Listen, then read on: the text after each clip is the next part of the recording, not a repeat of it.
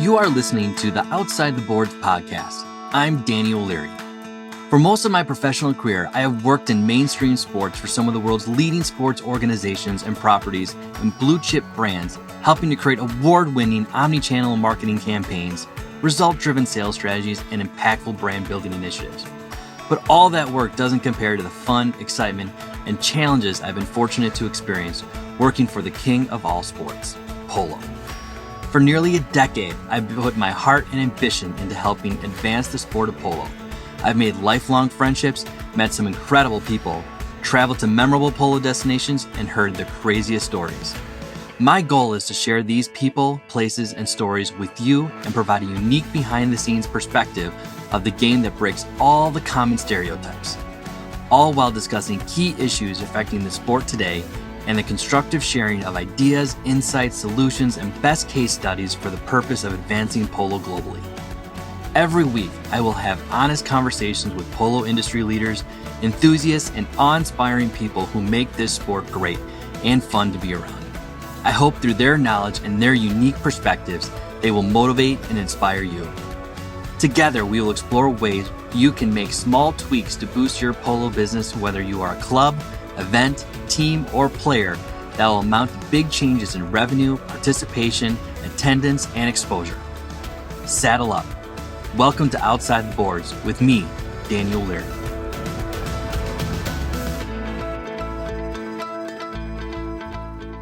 Hi everyone, Danny O'Leary here. Hope you all had a great and safe Christmas. 2021 is only a few days away, and I'm sure you are all making your New Year's resolutions. On this episode of Outside the Boards, I had the pleasure of interviewing former president of the Federation of International Polo, Dr. Richard Caleel. Dr. Caleel got involved in the sport of polo in his mid-30s after a friendly dare while attending a polo match in Chicago. Little did he know it at the time, the dare would be life-altering. The fast-paced sport appealed to the young doctor and would play a major role in his life that began in Chicago and end in Santa Barbara, where he has retired.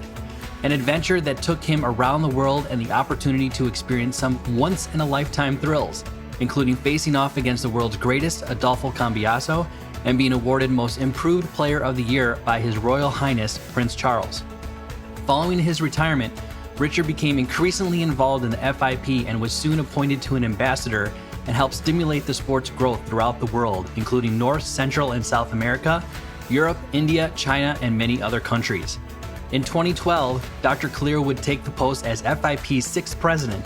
Under his leadership, Dr. Caleel would improve communications within its membership and introduce polo to several new countries, including Russia, Mongolia, and China, by helping local enthusiasts develop the sport in their country and organize official play.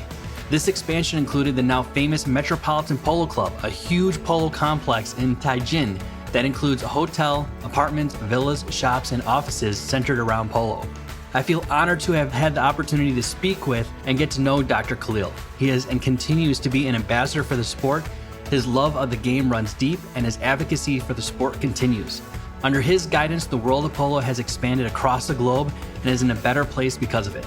I look forward to speaking with Dr. Caleel again in the future and other members of the FIP's leadership to discuss the sport's global health and expansion. So let's get started, everyone. Enjoy.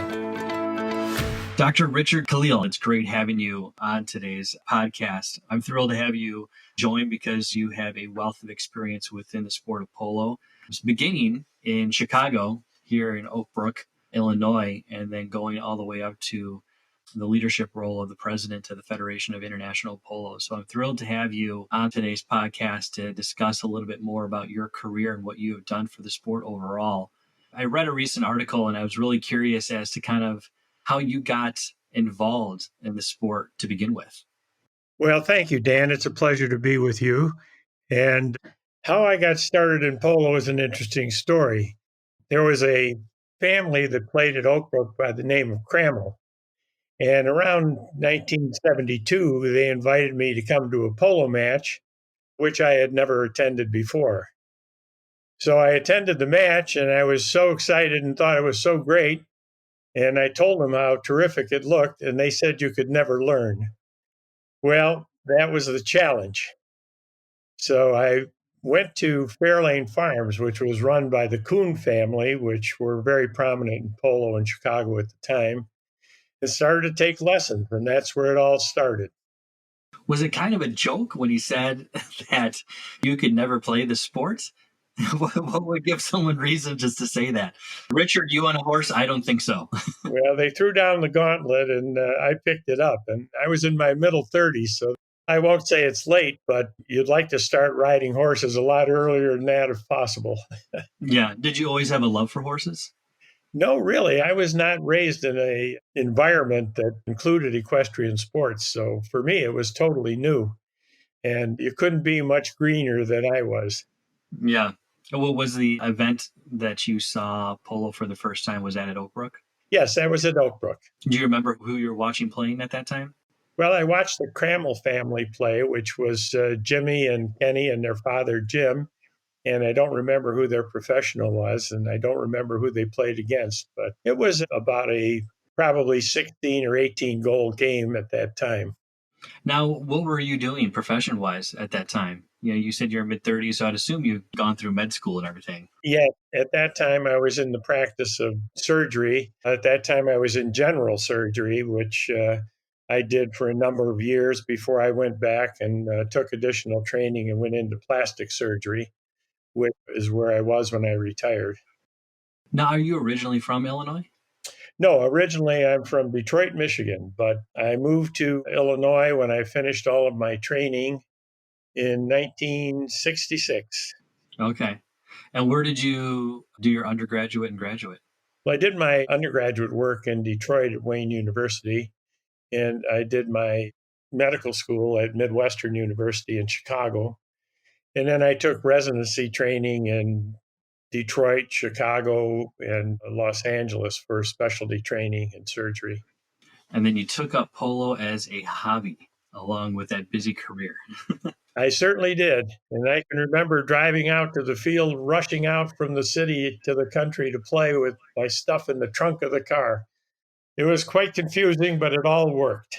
It all worked out. Who do you recall who you learned polo from? Well, initially, I did learn by starting to play it where I said the Kuhn family ran a school in the Chicago area. And then after that, began to play with a number of different players that were very helpful. We played at a place called Green Valley for quite a while. And there were a number of people in the Chicago area that played there at the time. And of course, Oak Brook was the center of polo in the Chicago area where higher goal polo was played and more organizational polo was played. Mm-hmm. So eventually I got to play at Oak Brook. And then by hiring various professionals to play with, who also taught me a great deal, people like Chuck Rogers and Horacio Neto and Richard Kimber and any number of people that I played with that were great. And Chicago, Oak Brook was phenomenal because it had a large number of family teams, which made it exceptionally fun and exciting. And when my two sons began to play and we had our own family team, that just made the sport more exciting and more interesting. Do you recall some of those families from Oak Brook that you were playing against? I mean, you mentioned the Coons and the Cromwells, which are still household names to this day. Absolutely. And there was, of course, the Butler family, the Wigdall family, the Adrian family. There were so many. Those were the main ones. I'm sure I'm overlooking someone, and I apologize for it. Yeah, I know. Well, not to mention the other families that traveled to Oak Brook. I know. I think in the '60s, I think you still had the U lines that were playing. Yeah, the U lines were playing, and a lot of teams came up to play too. Mm-hmm. The Orthwines came up, the Bushes came up from St. Louis to play, and there were a lot of teams that came in from out of town. And then, of course, Michael Butler started the international tournaments in Chicago, and we would host teams from overseas. For example, we would host a team from Italy, then they would host a team from Oak Brook to go play in Italy. And that was phenomenal. We played in Italy and Jamaica and several other countries just on a club basis. Mm-hmm. That was a very exciting time. Something that still exists today, or is actually relatively common still in polo today, where a country comes and plays at a club, and it's always common for those teams to reciprocate or those clubs to reciprocate. I know we still do that in Oak Brook. You know, we've been to India, we've been to Jamaica, We've been invited to go to England and play, to Mexico. I know until the pandemic hit, we were supposed to come out there and play in November. So, how many countries, as a result of those playing at Oakbrook, did you have a chance to go and play at? Well, if I combine all of my adventures in traveling for polo, including the Federation of International Polo and Oakbrook and the rest, I've played in approximately 25 countries and probably was involved with the production of polo tournaments in an additional 5 countries, I'm sure. And do you think that polo was that gateway to those other countries? You know, Winston Churchill, his quote is commonly referred to a lot as your polo handicap is your passport to the world. Do you believe that?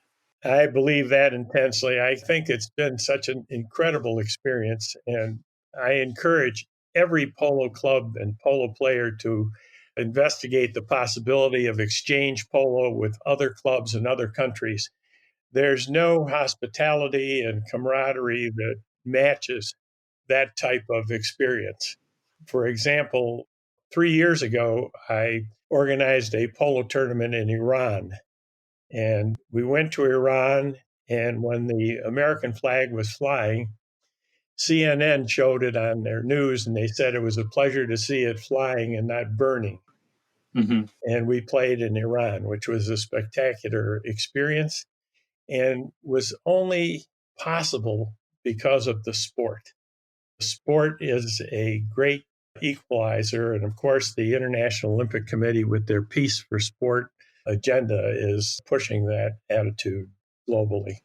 I feel like I remember that article, or it was taking place on CNN, and I think it had something to do, like to your point, it was the equalizer, or somehow polo was this equalizer when it came to diplomacy of something. I forget what the title of it was, but it really stood out. And I want to say it was actually one of the first times. I think it may have been a year at the United States Polo Association when that had come out. I feel like Googling that right now. That had to have been an incredible experience considering, the political climate between the US and Iran at that time. Well, that's what made it so exceptional. We had similar experiences in China and Azerbaijan and Mongolia and other places that we were promoting the beginning of polo and the organization of the sport in that country. Mm-hmm. It just afforded incredible experiences and been able to forge international friendships around the world. Have just been intensely gratifying. Outside of yourself playing at Oakbrook and getting your start, what are some of the most fondest memories that you have of playing and watching polo in Oakbrook? If you had started kind of in the mid 60s, I mean, that was really the center of when, I mean, the U.S. Polo Championship was still being played there in Oakbrook at that time. That's true. That's true. I actively began to play in Oakbrook actually in the 70s, but it was still the center of polo in that part of the country for sure. And many of the major tournaments were there. There are so many wonderful stories that I can look back at, and especially when I could play with my 2 sons. And we played international matches and became such good friends and met so many great people who are still my friends today and that I communicate with regularly. It was an incredible time. Is there one particular story that stands out from your days at Oakbrook? Well, in 1986, I had the pleasure of being awarded the most improved player of the year by the Prince of Wales when he played at Oakbrook. So we had quite a big event, and he presented me with the trophy, and it was very exciting. Did you get a chance to play alongside him at all when he came up here in '86 to play against Oakbrook? I did play a little with him, but I didn't play in the main match. But he was dismounted during the game, and myself and his physician, who was a Navy physician, British Navy physician, attended him to be sure he wasn't injured badly. And fortunately, he was fine, and he remounted and finished the game, and it was an exciting day. We have the full length video of that match. I think the Global Polo Network may have posted it, but you can definitely watch it on oakbrookpoloclub.com. I don't know that they showed him falling at all. That may have been cut out. I hope they edited that. So from Oakbrook, you ended up going to Santa Barbara. First, I went to Palm Springs, Oh, you went to Palm Springs first. Okay. to El Dorado at Palm Springs. Actually, what happened there was that we would go to Palm Springs in the wintertime for vacations. And I had the pleasure of meeting Jackie Murphy Sr., and also one of the Healy brothers. And they allowed me to take riding lessons and polo lessons and everything at El Dorado at that time. And Tony Veem and them had just started the El Dorado Polo Club at its current location. When I first went there, it was at the original location. So then I started to take my horses out to California to play there in the winter. And I did that for a number of years. Then Glenn Holden invited me to go and play in Santa Barbara. And I went to Santa Barbara and played, and I said, this place is incredible. And my wife and I immediately transferred our allegiance from Palm Springs to Santa Barbara, and we've been here ever since. And did you get a chance to play with your sons out there, Thomas and RG? Oh, yes. I played with my sons here. I played with my sons in several countries around the world, and we had incredible times. Do your sons continue to play? No, they don't at the present time. They're in the midst of developing their families and their business lives, but I think they'll return to it. They were both very good players. They achieved 2-goal ratings in their teens and are very good horsemen. They had the advantage of starting at age 4, which is way before I did. What handicap level did you get up to? I got up to 1 outdoors and 2 indoors. Is there a time period from when you played either at Oakbrook or El Dorado or Santa Barbara where those were kind of your pinnacle years? That's an interesting question.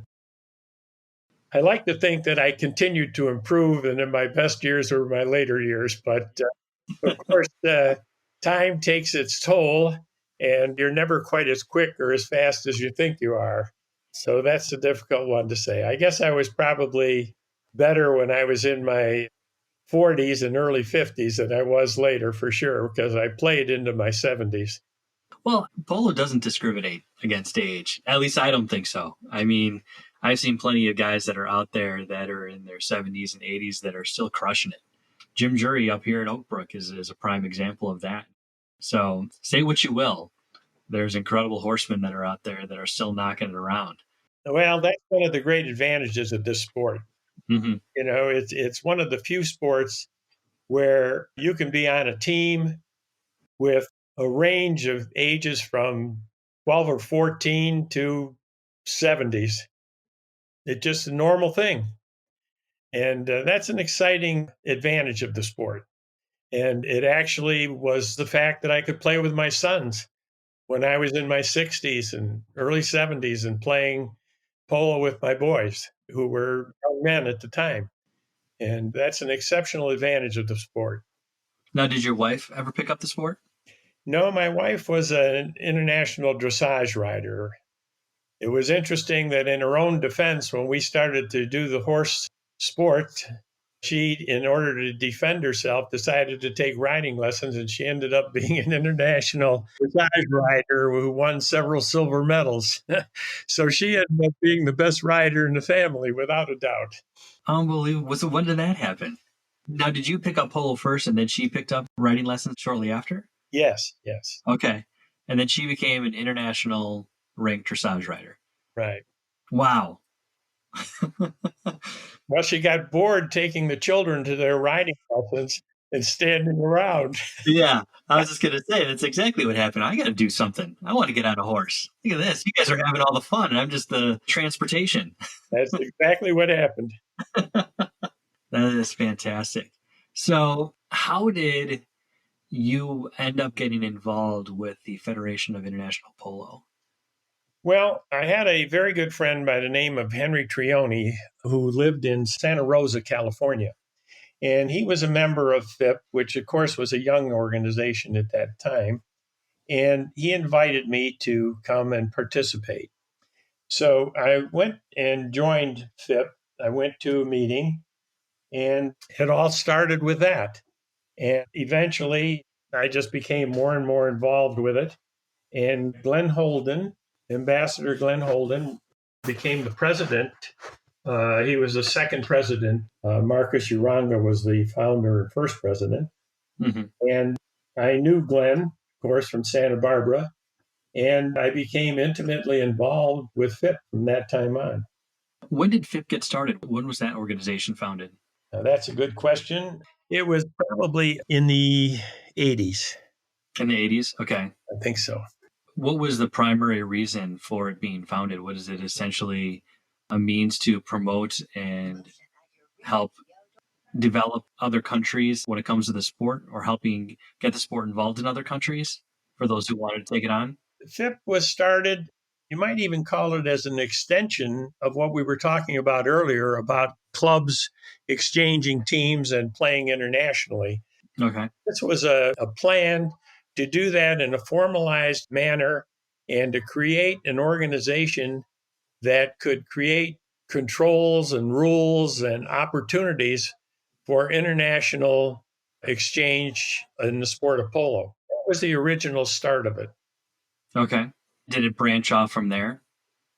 Well, what branched off from there was that it became so well organized, and then it became recognized by the International Olympic Committee as the representative body for the sport of polo. Mm-hmm. As a matter of fact, I served as Secretary General to the International Committee from 2004 to 2016. Oh, wow. And that made polo a recognized Olympic sport.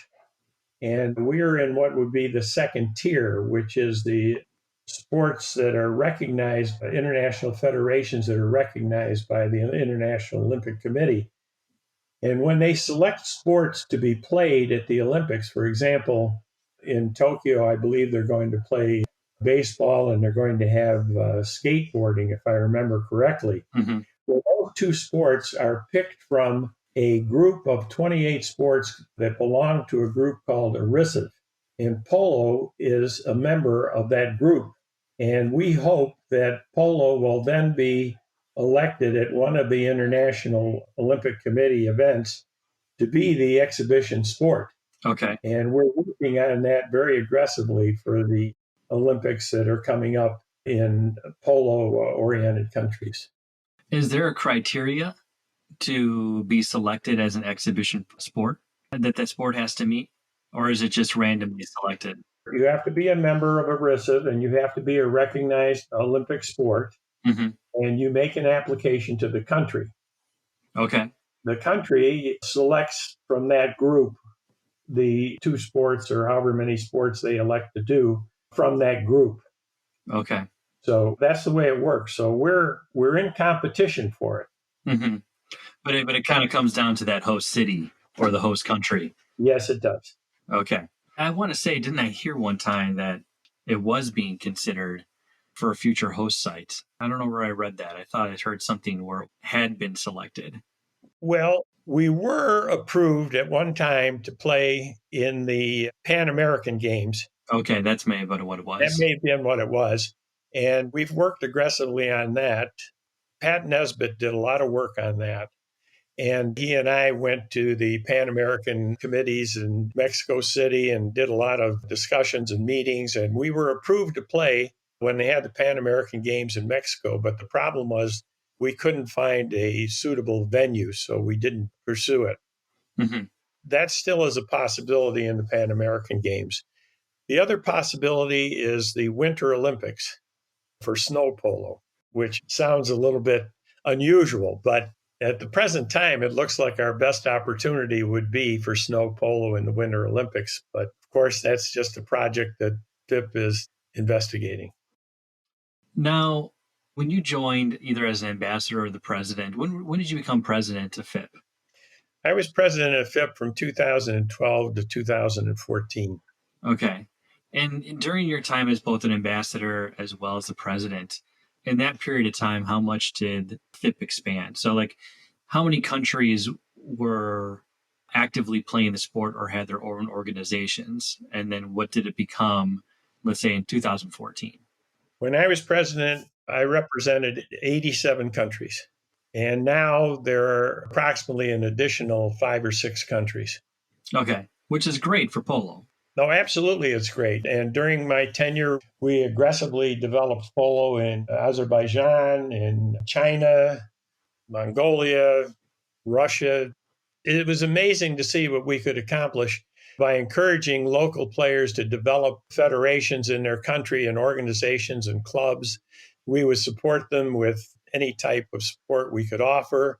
Because of being a member of ERISA, we receive a grant of a certain amount of money that we can use specifically for teaching and training in the sport. So we sponsor umpire clinics and children's clinics around the world to promote the sport. So we would send people to teach and coach in these new countries to help to develop them. And in fact, in China, the Chinese government has just approved and formed a federation in China, and they now have, I believe, 4 clubs and 67 players. Oh, wow. In fact, they're writing a book about it that I'm going to be a contributor to about the sport of polo in China. During that time, did you see a lot of growth in pre-existing organizations and countries as well? Oh, yes, for sure.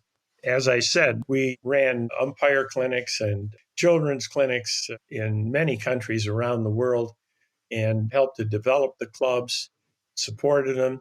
And FIP also has international rules that are published so that when we play these tournaments, we have international rules that have been approved by the Argentine Association, by the Hurlingham Association, and the USPA, so that it's a level playing field. Outside of China, was there any other particular country that you saw substantial growth in within a sport? Sure. For example, Azerbaijan. Azerbaijan started with an arena polo match and an arena polo event. And now they are going to have the European Championships there in 2021 with 2 grass fields. And they're going to host 8 teams from 8 different countries. And they're going to have the International European Championships. Wow. Never been to that country. It's a fabulous place. You'll love it. This podcast episode is presented by Global Polo TV. The world's premier destination for video on-demand polo content has arrived. Now you can watch the nation's best live and archived tournament matches and compelling behind-the-scenes content from anywhere at any time and on any digital device. Global Polo TV has over 9,000 subscribers, 200 plus hours of live broadcasted games, and over 500 hours of produced content from weekly shows to in-depth features. Sign up today. All on-demand polo games and content are free. Want to watch official USPA games live? Then get your Polo Pass today by visiting globalpolo.com so as not to miss this year's high goal season and upcoming 2021 Gauntlet of Polo. Welcome to Global Polo TV. Now, the FIP is also involved in execution of a number of tournaments of its own, right? Yes. How many tournaments does the FIP execute annually or every other year? Well, FIP has several tournaments, as you said, and a lot of ambassador cups, of course. Mm-hmm. The main tournament is the FIP World Cup, which is held every 3 years. And as a matter of fact, it was scheduled to be played this year in the United States. But because of the pandemic, we've had to postpone it, and it'll be played in 2022 in Palm Springs at the Empire Polo Club. Okay. And there'll be 8 countries represented from all of the zones. And each zone, the world is divided into 5 zones, and each zone sends its representative after they have their playoffs. So that, of course, is the major one. And now we are starting to develop a women's FIP World Tournament, which is going to be played.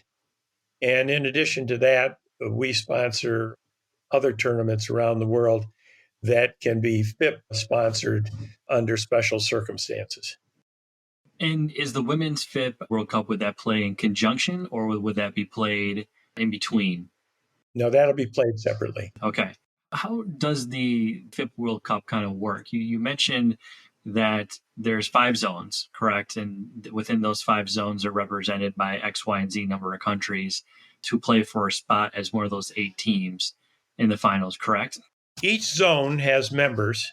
And for example, Zone A is North America, and it involves Canada, Mexico, Guatemala.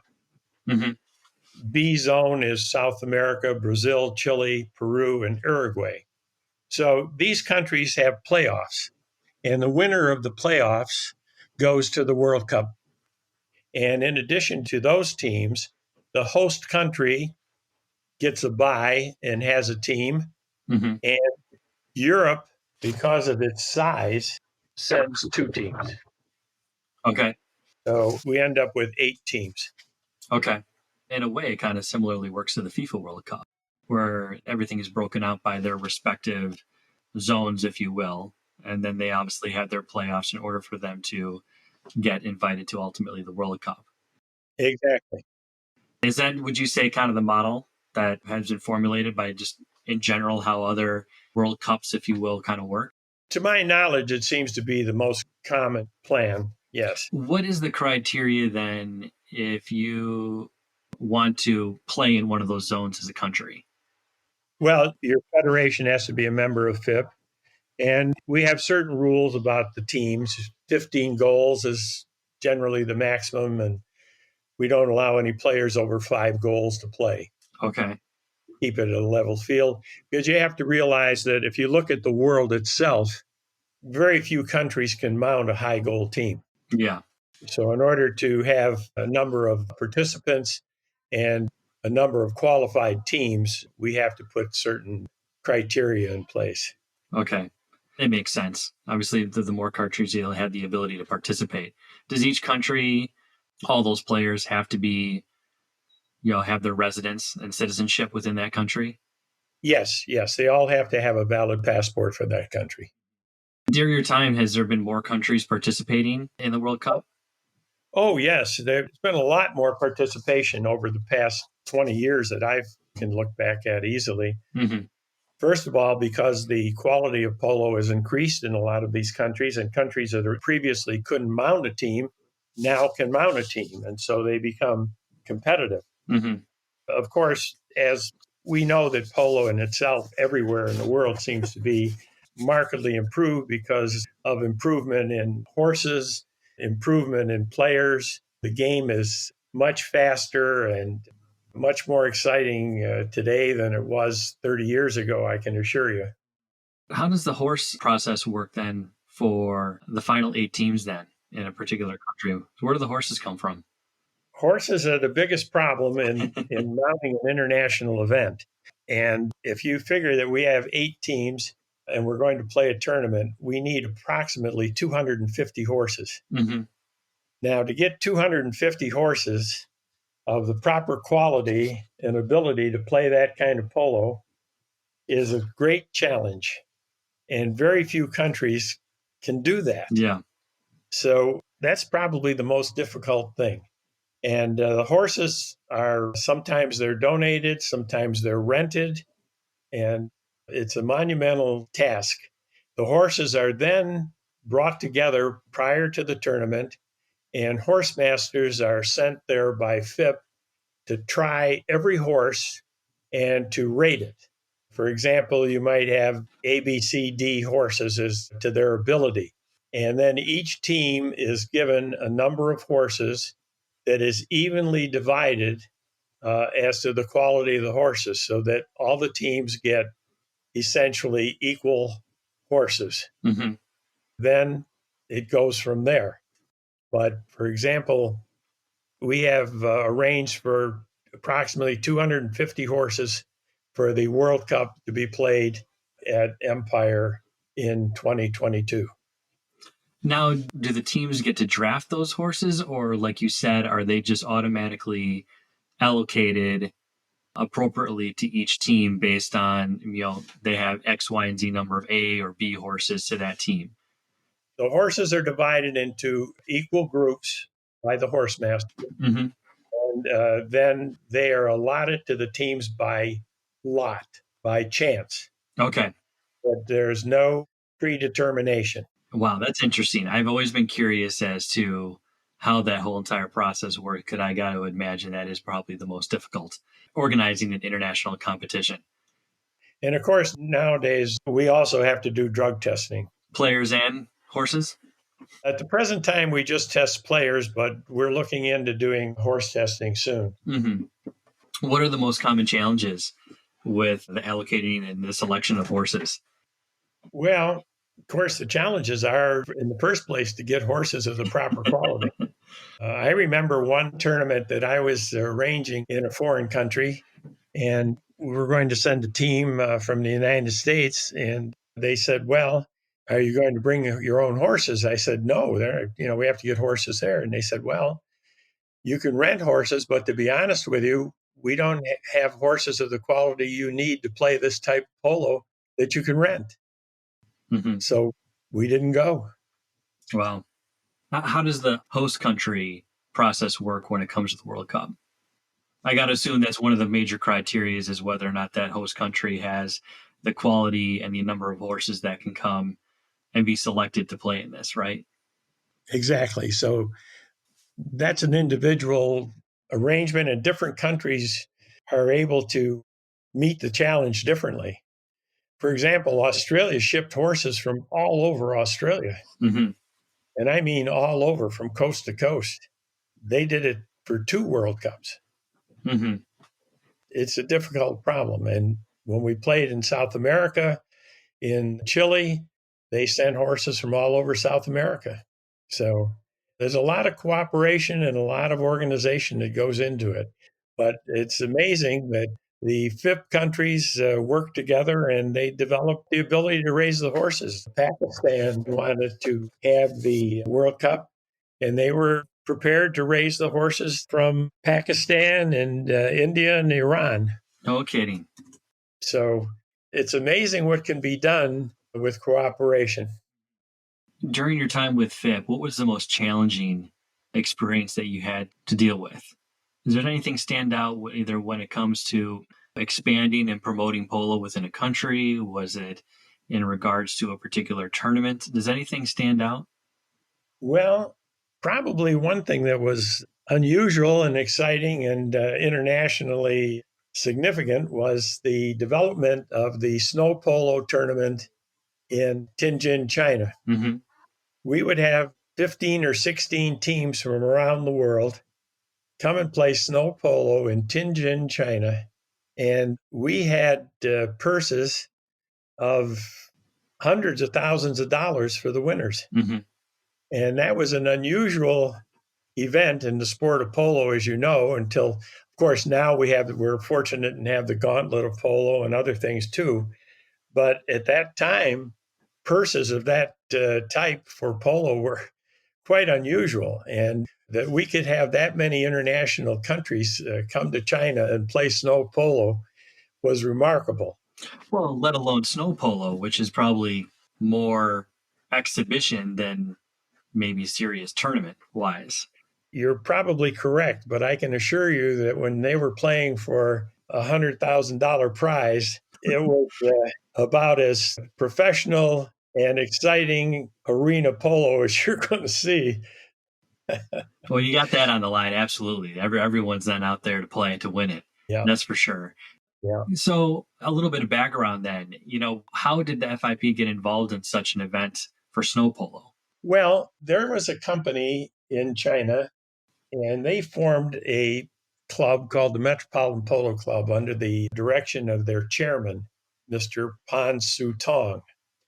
And they were building a huge development in Tianjin, a apartment and industrial complex. And they decided to make polo a centerpiece instead of a golf course. Mm-hmm. And they built the most fantastic facility that you can imagine, with stands and restaurants and hotels, and just amazing. They had a scoreboard, big television scoreboard that was the size of a billboard on the side of the field that you could watch the game if you wanted to. And it was amazing. And they televised it, and they spent incredible amounts of money. They shipped in horses. They developed a whole system. Mm-hmm. And we played there from around 2011 until I think it was 2017. And then we started to have grass polo there, and we would have high goal grass tournaments. And then we had college tournaments. We would have colleges, for example, Harvard, Yale, University of Virginia. They would send teams there and they would play polo there as well. So there was a lot of polo around the year eventually in China. And now China has, as I said, the government has formed a federation. They support the sport. They have a number of clubs, a number of players, and the sport has taken hold. On that note, do you find it to be important for, let's say, local clubs, for example, whether it be like Santa Barbara Empire or even International Polo Club, to get involved in their local government in terms of helping to promote the sport? Well, I do think that sponsorship for polo is an important area to develop. Mm-hmm. Marketing is important for a number of reasons. First, to bring the sport to the attention of the public, and secondly, to develop funding to promote the development of clubs and the sport itself. Certainly, USPA Global is an outstanding example of marketing and support of the sport. Mm-hmm. Now, whether or not marketing can involve the local government, I don't really have a strong opinion on that, but I do think that by working with local governments, sometimes smaller clubs can get fields to use. Mm-hmm. I remember, for example, I said we played at a place called Green Valley in Chicago, and that was public land. It was forest land. But we made an arrangement with them that if we took care of the field and, you know, kept it up, we could play there. Mm-hmm. So that was an example of what you can do with local government that I think smaller clubs might find it available for their advantage. Yeah. We have to remember that the majority of polo in the world is low goal and small clubs. Yeah. The way that you talk about the Metropolitan Polo Club, it sounds as though that the local government really embraced that development just in general and embraced the sport, even though it kind of came from nothing in a way. And now look at it. It's prospering as a result of that. Well, Azerbaijan is the same thing. The government supports it, Mm-hmm. which is why it has grown so quickly. Mm-hmm. Did they invest within the property itself or invested in like the snow polo, for example, with FIP? I know the government supports it, but I don't know to what degree. Okay. Was there any sort of hesitation for FIP to get involved with snow polo at all, or no? No, not at all. Polo is polo. We recognize beach polo, snow polo, grass polo. We support the sport in general. What area within polo would you love to see it grow more? Is there something that you would love to challenge either local clubs or governing bodies as to the expansion of their sport? Can they do anything better? Should they make any sort of changes? Well, that is such a broad question because it depends on the club itself. Yeah. I would like to see smaller clubs get assistance to develop. I would like to see the availability of clinics and coaching for them to improve the quality of their play and the quality of their sport and the quality of their club. I would like to see all of these things that promote the growth of any sport. Mm-hmm.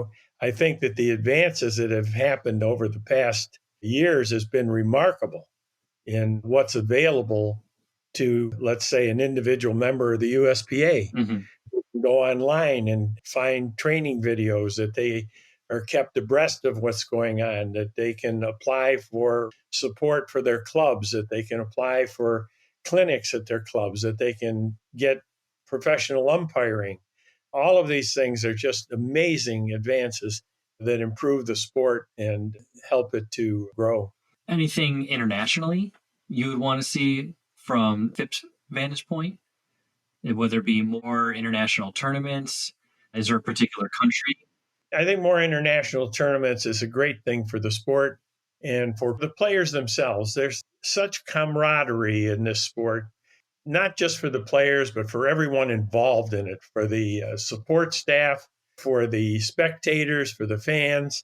It's a very close knit, very exciting group.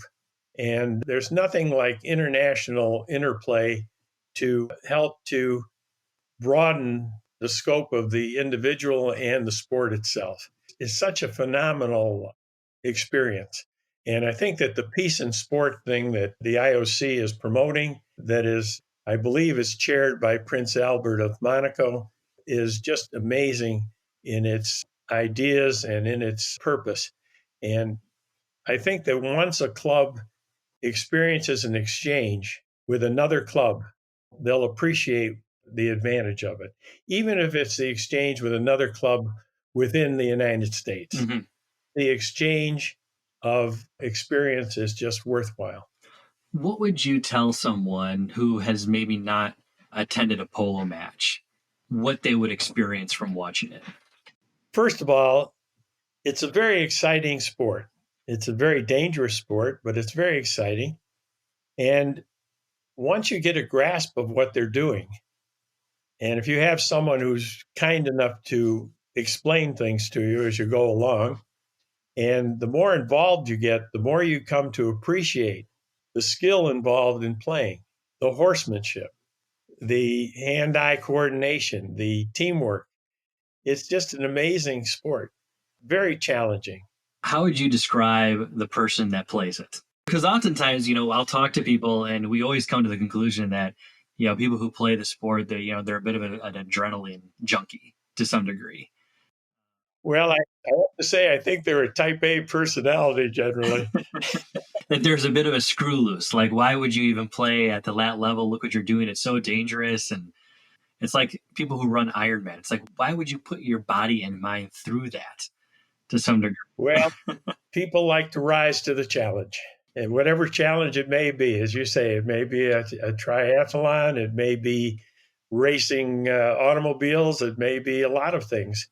But whatever it is, if you want an adrenaline rush, it certainly is on the polo field. And is that what it did to you when you picked up a mallet for the first time?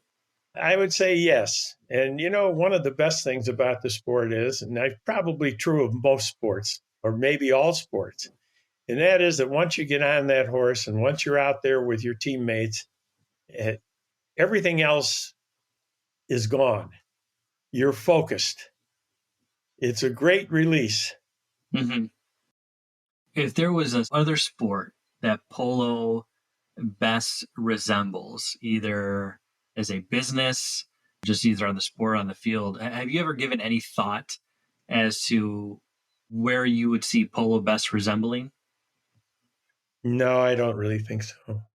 I have conversations with people and among my industry colleagues or former industry colleagues within the world of sports business and marketing.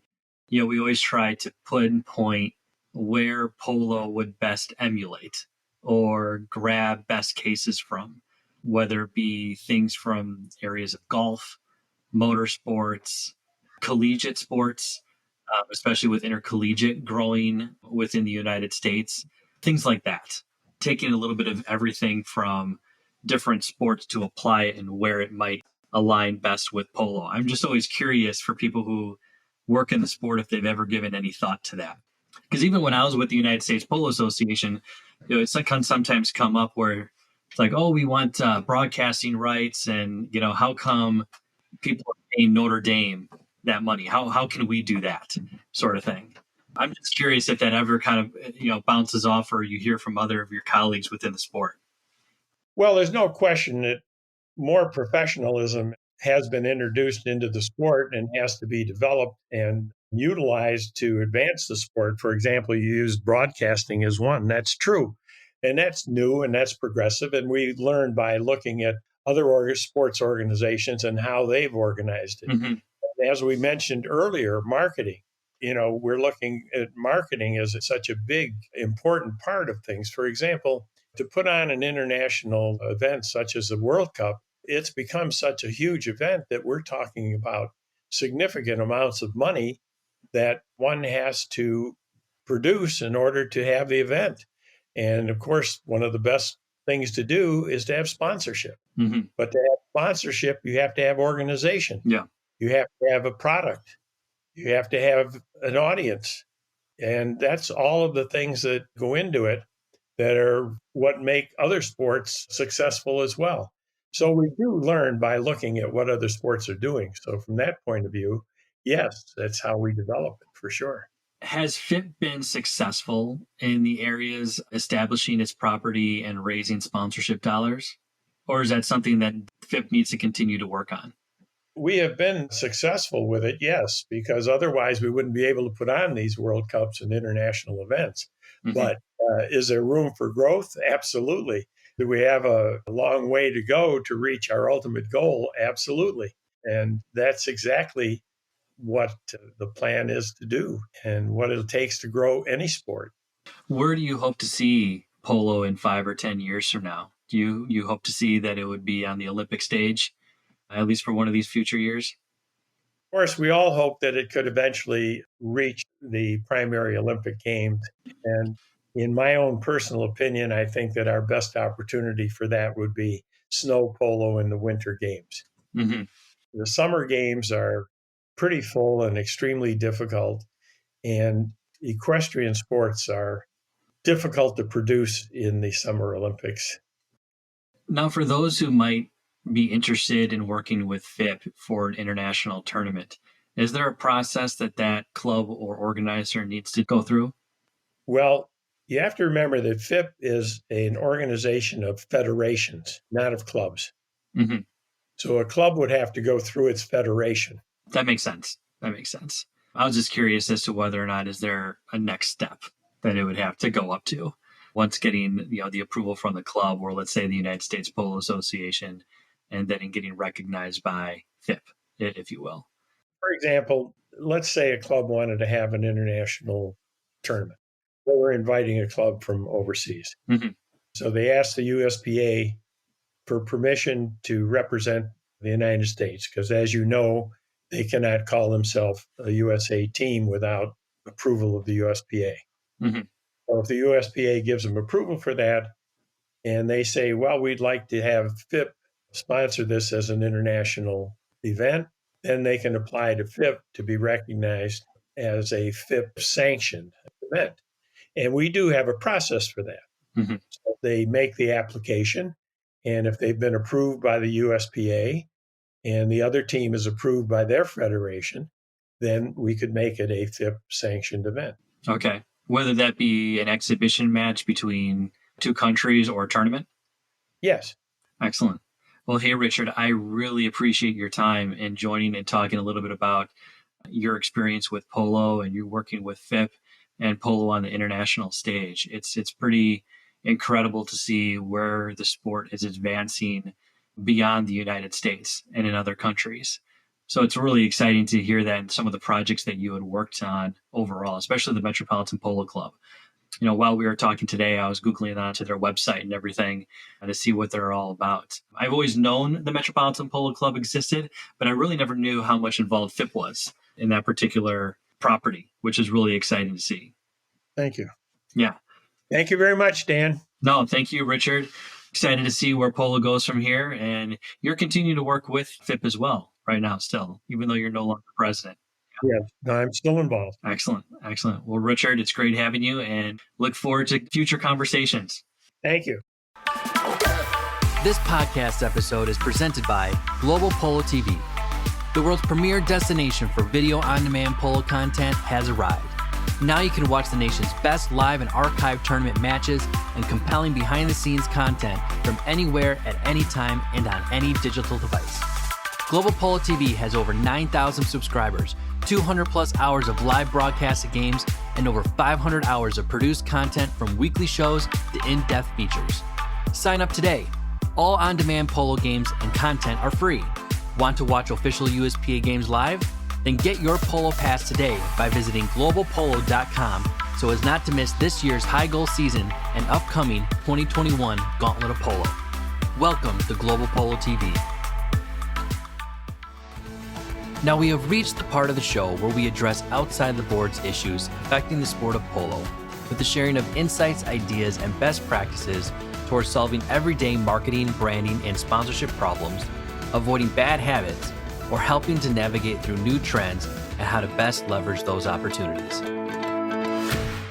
Hi, everyone. On this episode for Insights, I actually want to talk a little bit about an interesting partnership opportunity that I have come across in the last few weeks.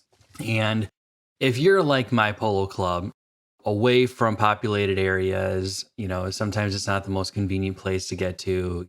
Polo fields are 9 acres of open land, not as accessible as you might think. And there are challenges for large open areas like that are very far from metropolitan or urban type settings, and you don't necessarily have the resources. Well, obviously, one of those, if you're like us, even in a closer populated area, we still deal with challenges such as communications, cellular signals, and things like that. So we've experienced these challenges for a number of years, and it has prompted me to find out where I can get some of these solutions without having to pay large quantities of money to ultimately solve them. So in that sector, you are essentially looking at cellular companies or cable companies that provide Wi-Fi services and so on and so forth. And obviously within each one of these companies, there are more commercial and business sides, other organizations that are not normally advertised or accessible to the everyday consumer going onto their website. So if you're like me, I deal with issues of connectivity.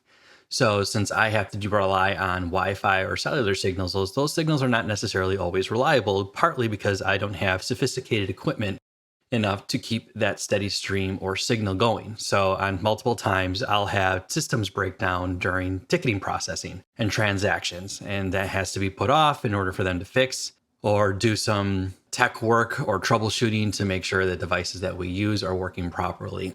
And in some cases, I have to have backup equipment to manage the ones that might break down. So with that being said, I've lately had great conversations with local cable companies and wireless companies who are looking to come on board as a potential sponsor, not as a cash sponsor, but as a trade to help us solve many of the issues that we have in exchange for typical sponsor assets that you might see.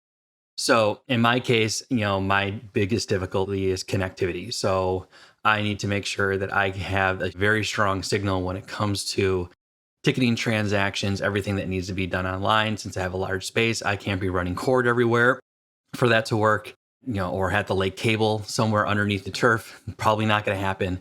So to do that, we had to work with the experts to make that happen. So as of recently, those conversations actually have been really, really good. So if you are having some of these issues and really require a solution, I would definitely encourage you to reach out to your local cable providers or wireless providers in the area to see if something can ultimately be worked out in exchange for sponsor assets. A lot of these big groups, especially, you might see them already sponsoring from concerts to major sports teams. So a lot of the same issues that they might have, you have, especially when starting out.